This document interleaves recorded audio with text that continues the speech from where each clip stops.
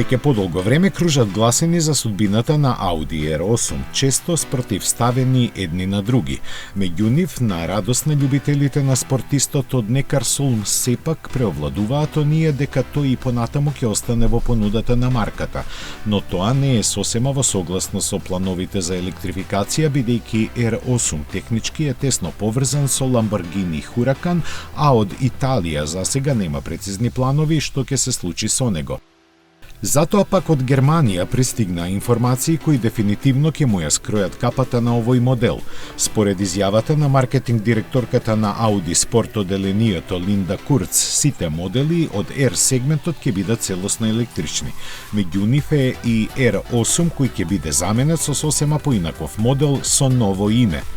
Таа не спомена никакви датуми, ниту пак детали за електричната трансформација, но јавноста веднаш се присети на PB18 и Tron концептот од 2018 година.